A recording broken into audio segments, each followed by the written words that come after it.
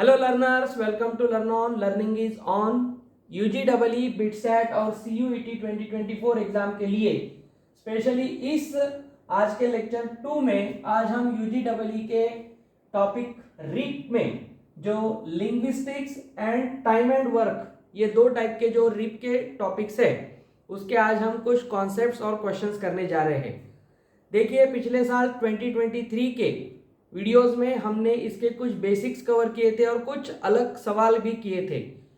इस साल हम कुछ और नए सवाल यहाँ पे करने जा रहे हैं। जो सवाल हमने पिछले साल किए थे उसे हम रिपीट नहीं करेंगे, लेकिन कुछ और बेहतरीन सवाल आज हम इस लेक्चर में करने जा रहे हैं।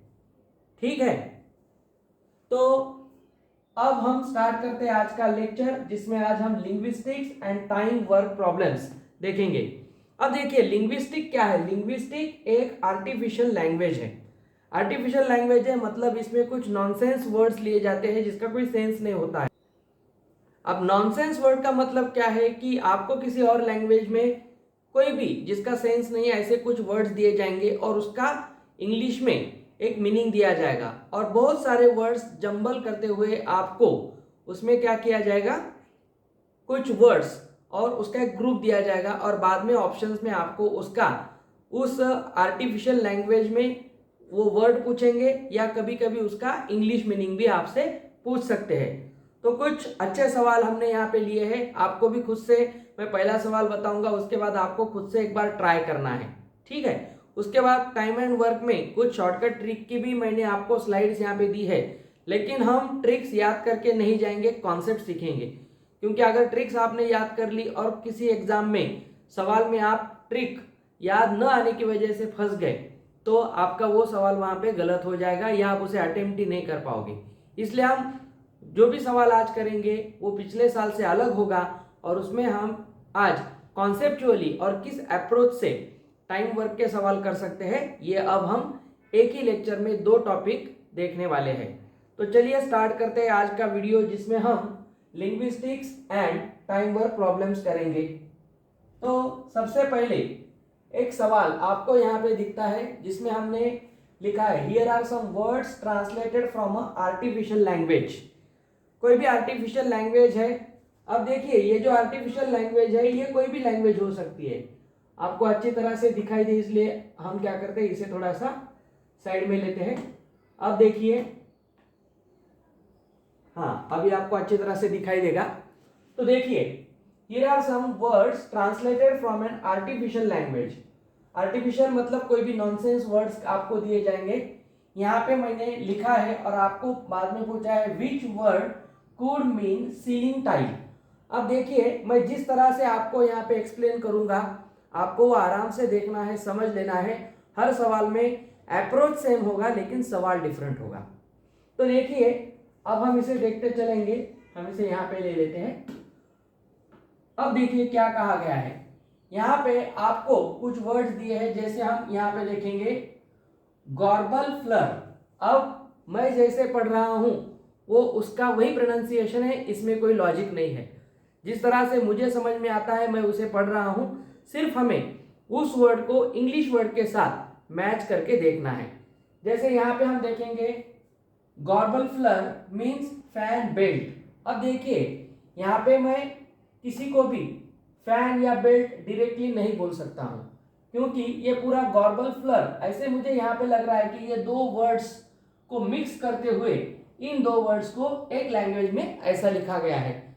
ये फर्स्ट सवाल है, इसलिए मैं आपको थोड़ा सा धीरे से समझाऊंगा।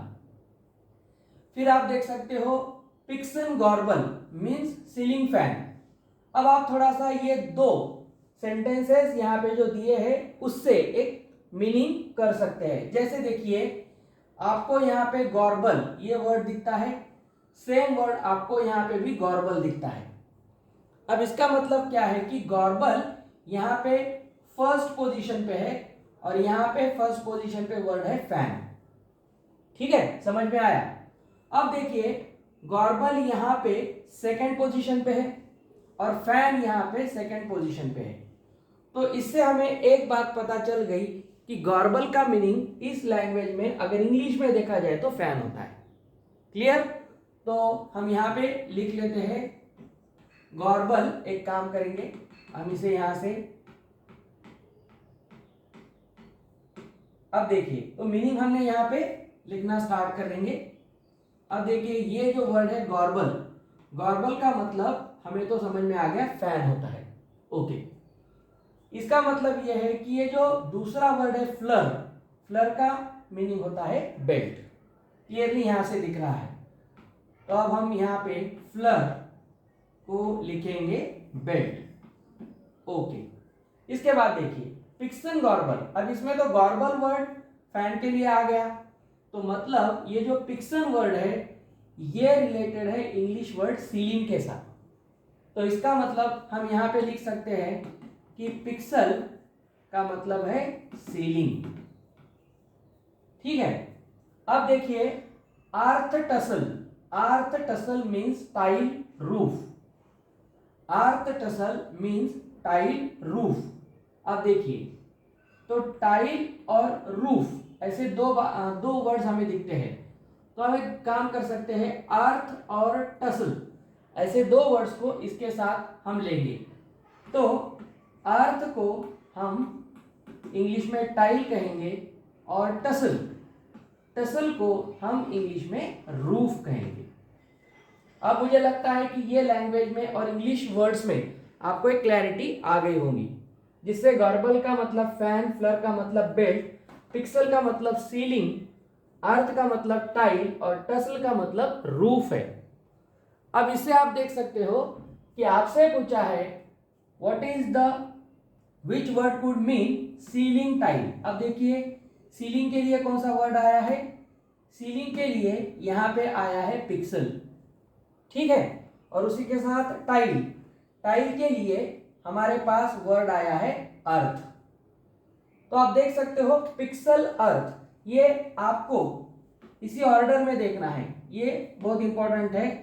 जैसे सीलिंग, सीलिंग टाइल, सीलिंग का मतलब है पिक्सल और टाइल का यहां पे मतलब है अर्थ, तो यहां से ये वर्ड बनता है पिक्सल अर्थ। पिक्सल अर्थ यहाँ पे पिक्सन है शायद, सॉरी ये पिक्सन है, ठीक है, पिक्सन है, एन है, एन, तो पिक्सन अर्थ। यहां से हम देख सकते हैं option, option D is the answer, जिसमें हमें ये वर्ड दिया गया है। तो सीलिंग टाइल इस लैंग्वेज में हम पिक्सन अर्थ इस वर्ड से डिनोट कर सकते हैं। आई होप ये डिटेल एक्सप्लेनेशन से आपको समझ में आया होगा कि क्वेश्चन में एक्चुअल हमें क्या करना था। अब नेक्स्ट सवाल स्क्रीन पे आपके सामने आएगा, अब आपको खुद से लॉजिक लगा के उसका जवाब ढूंढना है। चलिए नेक्स्ट सवाल की तरफ हम बढ़ते हैं। हाँ, तो आपके लिए मैं इसे थोड़ा सा एडजस्ट कर दूं, इसे यहां पे लेके आते हैं। ये जो वर्ड्स है इसे थोड़ा सा छोटा करेंगे हम। ओके चलिए, अब इसमें आपको ये थोड़ा सा गलत यहाँ पे टाइप हो गया है, ये थोड़ा सा अच्छा सवाल है, एक बार पॉज कीजिए, खुद से ट्राई कीजिए।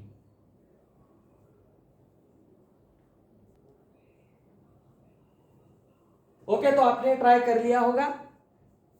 चलिए देखते हैं, यहां पे हमें कुछ ऐसे ही नॉनसेंस वर्ड्स दिए गए हैं। जैसे आप देखिए यहां पे वर्ड है एग्नोस्क्रेनिया, एग्नोस्क्रेनिया का मतलब है पॉइजनियस स्पाइडर, ठीक है, हम इसे दो पार्ट्स में डिवाइड कर लेंगे। इसके बाद है डेलानोक्रेनिया, डेलानोक्रेनिया का मतलब है पॉइजनियस स्नेक।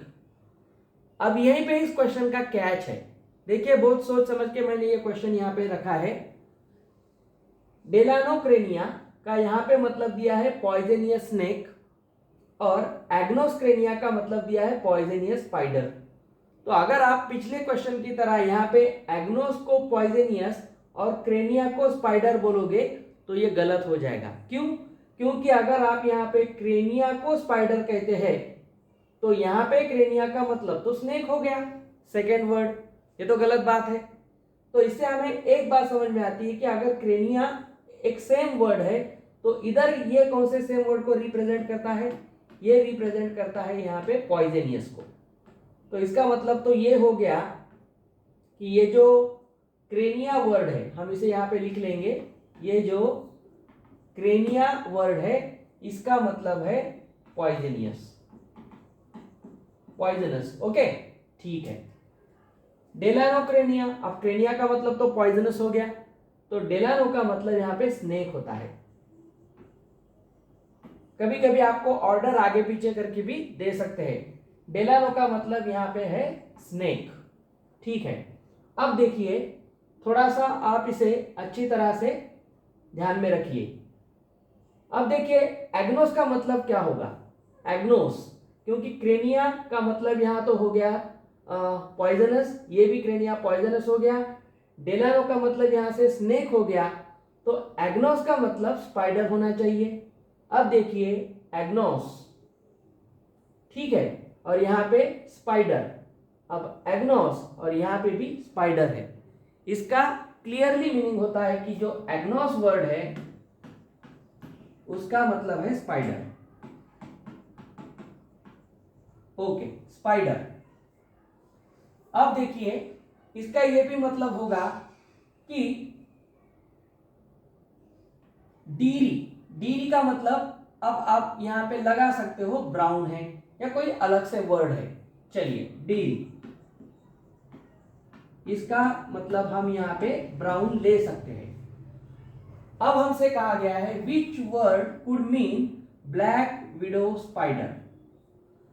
अब देखिए ये हर एक जो वर्ड यहां से स्टार्ट हुआ है, एग्नोस का मतलब स्पाइडर है, ठीक है, यहाँ पे डेलानो का मतलब स्नेक है और एग्नोस का मतलब फिर स्पाइडर है। ध्यान से देखिए, बहुत इंटरेस्टिंग सवाल है। तो आप ये देख सकते हो कि ये हर एक सेंटेंस में स्टार्ट हुआ है एक नाउन से। अब ये स्पाइडर, स्नेक, ये सब क्या है, नाउन्स है। उसके बाद क्या आया है, पॉइजनस। पॉइजनस क्या है, ऑब्वियसली एक एडजेक्टिव है। ओके, तो हमें ये देखना पड़ेगा अगर किसी नाउन से ये स्टार्ट होता है तो ये भी नाउन से ही स्टार्ट होना चाहिए, स्पाइडर से ही स्टार्ट होना चाहिए। अब स्पाइडर से स्टार्ट होना चाहिए, इसके लिए हमारे पास स्पाइडर के लिए कौन सा वर्ड है, एग्नोस। तो एग्नोस से स्टार्ट होने वाले हमारे दो ऑप्शन है बी और सी। देखिए इंटरेस्टिंग है, एग्नोस के लिए दो यहाँ पे ऑप्शन है, एग्नोस और एग्नोस। अब इसका मतलब यह है कि ऑप्शन ए और डी यहां से हम एलिमिनेट कर सकते हैं। एलिमिनेट हो गया। अब हमको एग्नोस और एग्नोस ये दो वर्ड्स है, तो हमें इसके लिए कौन सा ऑप्शन सही होगा ये देखना है। तो आप देखिए पहला अगर हम देखते हैं, एग्नोस मतलब स्पाइडर और डेलानो का मतलब तो यहाँ पे स्नेक है, लेकिन इस सेंटेंस में, इस वर्ड में या इस फ्रेज में स्नेक तो है ही नहीं। मतलब यहां से स्नेक के लिए जो मीनिंग है डेलानो, तो वो यहां से हम नहीं लेंगे। इसका मतलब ऑप्शन बी यहां पे गलत हो गया। अब रह गया एग्नोस विट्री ब्लनिंग। अब विट्री ब्लनिंग यहाँ पे कहीं पे भी नहीं है, तो हम ये समझ सकते हैं कि ब्लैक और विडो इस दो वर्ड्स के लिए हम विट्री और ब्लनिंग को ले सकते हैं, क्योंकि एग्नोस तो हमने स्पाइडर को दे दिया है। इसका मतलब ऑप्शन सी इसका करेक्ट आंसर है। Did you get this? तो अच्छी तरह से आपको ये समझ लेना है। चलिए आगे बढ़ते हैं। इसे आपको खुद से ट्राई करना है, एक बार वीडियो पॉज करते हुए। इसे हम थोड़ा सा नीचे लेते हैं। चलिए, हैप्लेश मीन्स क्लाउड बर्स्ट। देखिए श्रेंकोच मीन्स पिन बॉल। रेसबॉस रेंज मीन्स 9 पिन। अच्छी तरह से देखिए, ये अगर हमारे पास 3 वर्ड्स का ग्रुप है, which word could mean cloud 9? Pause कीजिए, खुद से सोचिए।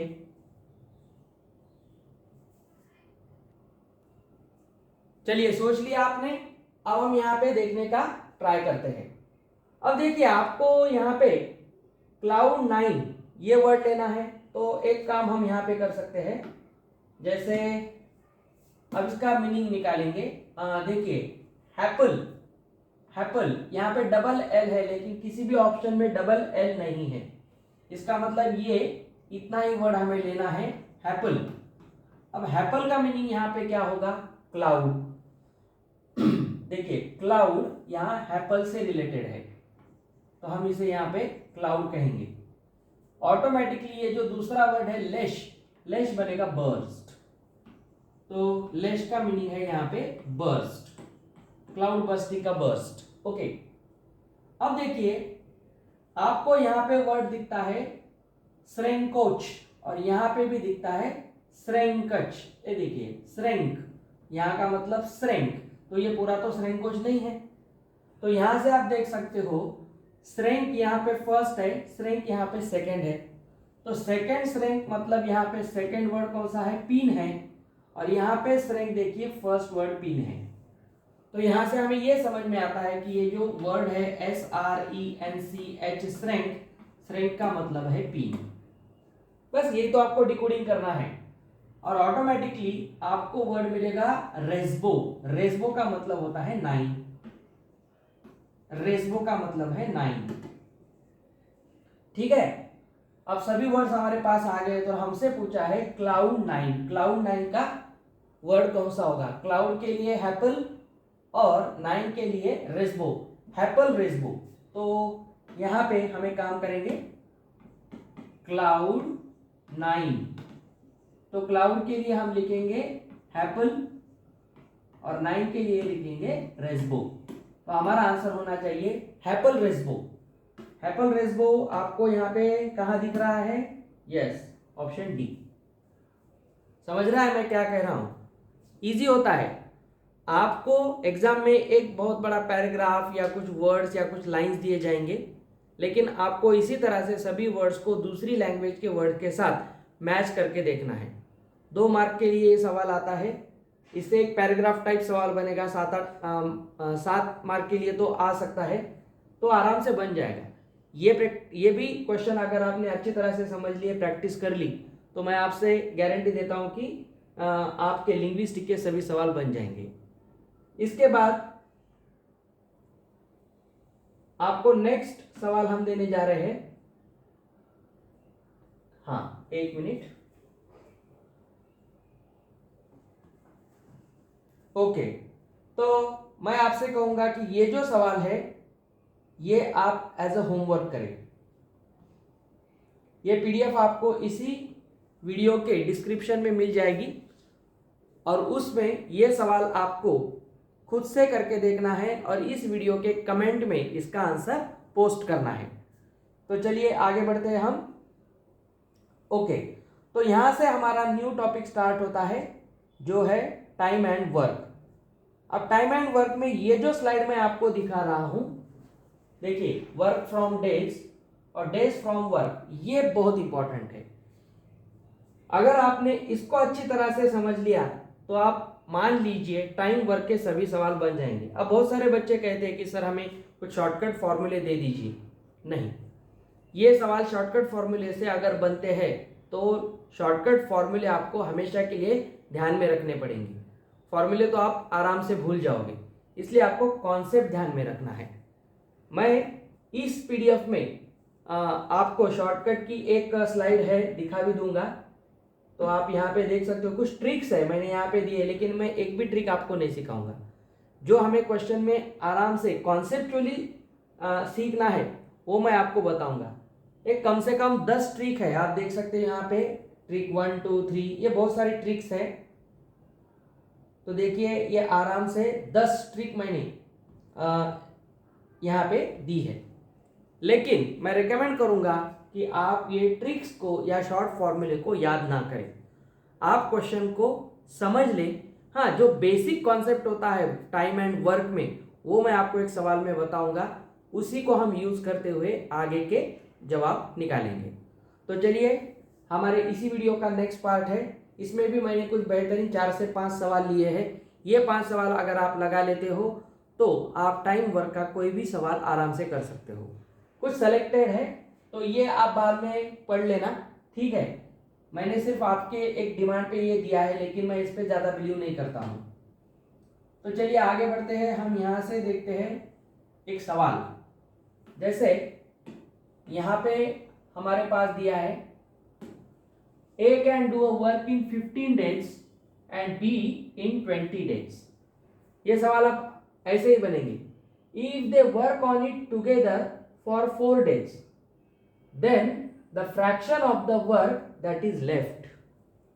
ये आपके पास 4 ऑप्शंस है, हम इसे यहां लेते हैं। चलिए यहां लेते हैं। तो आपको देखो, मैं इस सवाल के जरिए पूरे कॉन्सेप्ट भी पढ़ा दूंगा। अब इसमें हमसे क्या क्या कहा गया है, तो सबसे पहले देखिए A can do a work in 15 days. तो A क्या करता है, 15 डेज में एक काम करता है। टाइम एंड वर्क के सवालों में एक बात ध्यान में रखनी है, अगर आपको किसी भी पर्सन के कुछ नंबर ऑफ डेज दिए जाते हैं काम करने के लिए, तो उसकी टोटल कैपेसिटी है कि वो वह काम 15 दिनों में कर सकता है। ऐसे सवालों में हम हमेशा उस पर्सन का एक दिन का काम निकालेंगे। अगर एक काम 15 दिन में कर सकता है तो एक दिन में, ये उसके ऑल डेज है, ये ऑल डेज है, वो कर सकता है 15 दिनों में, तो वो इन 1 डे, तो वो एक दिन में कितना काम करेगा, ऑब्वियसली 1/15। ठीक है, यूनिटरी मेथड से हम आगे चलेंगे। टाइम एंड वर्क के सवालों में हमेशा आपको क्या करना है, जो भी काम दिया होता है उसे एक दिन में कन्वर्ट करके लेना है। ए काम करता है 15 दिनों में, बी करता है 20 डेज में। चलिए यहाँ पे हम लिखते हैं बी करता है 20 डेज में। आराम से देख लीजिए, बी करता है 20 डेज में, तो बी एक दिन में कितना काम करेगा, यस 1/20 काम करेगा। तो हमने दोनों का एक एक दिन का यहाँ पे डेटा निकाल लिया है। इसके बाद एक इंपॉर्टेंट वर्ड हमें आता है, they work on it together. अब देखिए, एक दिन का काम बोथ इन 1 डे, दोनों एक दिन में कितना काम करेंगे, ए का एक दिन का काम 1/15, बी का एक दिन का काम 1/20। दोनों का मिला के एक दिन का काम हो गया। यहाँ पे ये एक दिन का काम है, लेकिन उन्हें कहा है कि if they work on it together for 4 days, अगर वो 4 दिन उसी पे काम करते हैं तो ये 1 डे का हो गया। तो मुझे आप आराम से बता सकते हो 4 डेज में कितना काम करेंगे, 4 टाइम्स ऑफ 1 डे। ठीक है, 4 टाइम्स ऑफ 1 डे। तो अब देखिए, ए का एक दिन का काम 1/15, बी का एक दिन का काम 1/20, दोनों का मिला के एक दिन का काम 1/15 प्लस 1/20। अब दोनों का 4 दिन का काम, तो उसे 4 से मल्टीप्लाई कर दीजिए। यहां तक बात क्लियर है, वेरी नाइस।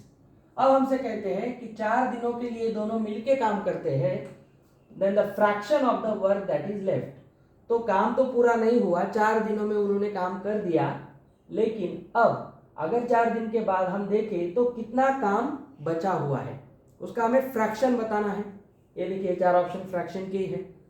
तो हमेशा हमें काम करना होता है लेफ्ट वर्क। लेफ्ट वर्क कैसे निकालते हैं, हम पूरे काम को एक मानते हैं एज अ होल। तो हम हमेशा लेफ्ट वर्क निकालने के लिए क्या करेंगे, 1 माइनस डन वर्क, खत्म। यही कॉन्सेप्ट आपको लगाना है। तो चलिए हम इसे काम करते हैं, नेक्स्ट स्लाइड पे ले लेते हैं।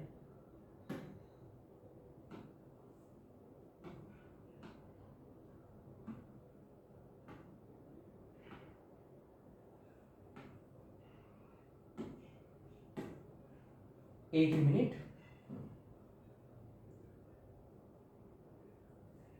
ओके, अब देखिए हम इस फॉर्मूले के साथ काम करेंगे। यहां तक हमने क्या किया कि आपको समझ में आ गया, दोनों का एक दिन का काम लिया, उसे ऐड कर दिया, दोनों का एक दिन का काम, 4 दिन के लिए हमने उसे 4 से मल्टीप्लाई कर दिया। अब हमें पूछा है लेफ्ट वर्क, कितना काम बच गया। तो बचे वाला काम कैसे निकालते हैं, एक में से जो काम पूरा किया है उसे माइनस करेंगे। तो यहां से हम देखेंगे लेफ्ट वर्क हमारा था, एक ही मिनट। ओके, तो हमें क्या करना है, बचा हुआ काम निकालना है। तो एक काम करते हैं, नेक्स्ट स्लाइड पे हम इसे लेंगे। तो left work is 1 minus done work. तो देखिए, एक में से 4 दिनों का काम हमें सब्ट्रैक्ट करना है। ठीक है, कोई बात नहीं, कर लेंगे। तो ये तो पूरा एक यूनिट हो गया, ठीक है, ये पूरा यूनिट हो गया। इसे एक में से सब्ट्रैक्ट कर देंगे। तो 1 माइनस, यहां से हम लेते हैं 4। अब देखिए यहां से आपको क्या मिलेगा, हमें अगर 1/x प्लस 1/y को ऐड करना है तो हम एक काम करेंगे, यहाँ पे 20 प्लस, यहां से देखिए क्या होता है, x plus Y by X Y, यही मिलेगा। ये एक दिन का काम है। तो एक दिन का काम यहाँ से 20 प्लस 15 35 और डिवाइडेड बाय यहाँ से आपको मिलेगा 300। ठीक है, तो आप एक काम कर सकते हो, इसे 5 से डिवाइड कर दीजिए, ये 60, इसे 4 से डिवाइड कर दीजिए 15। तो यहाँ से आपको मिलेगा 1 माइनस 7/15। अब 1 माइनस 7/15 होता है 8/15। तो ये लेफ्ट वर्क का फ्रैक्शन है, जो दोनों 4 दिन के बाद काम करके जो काम बचेगा वो 8/15 के फ्रैक्शन के बराबर बचेगा। तो यहां से हमारा आंसर है ऑप्शन डी, 8/15। आई होप आपको अच्छी तरह से समझ में आया होगा। ये सभी सवाल इसी तरह से किए जाते हैं, ये कॉन्सेप्ट है। अगर हम इसके लिए, आपको बहुत सारे इंटरनेट पेज के फॉर्मूले मिल जाएंगे, लेकिन आपसे वो सवाल नहीं बनेगा, क्योंकि आप फॉर्मूले लगाते बैठोगे, कॉन्सेप्ट भूल जाओगे। तो ये कॉन्सेप्ट है, दोनों का एक दिन का काम निकालना है, फिर उसे 4 दिन के साथ मल्टीप्लाई करेंगे और फिर लेफ्ट वर्क निकालने के लिए एक सिंपल फॉर्म हम यूज कर लेंगे। क्लियर है? तो यहाँ पे हम आगे बढ़ेंगे।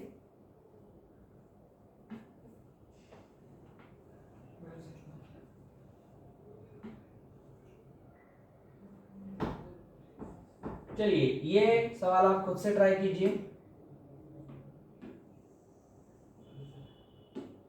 ये सवाल एक बार खुद से ट्राई कीजिए।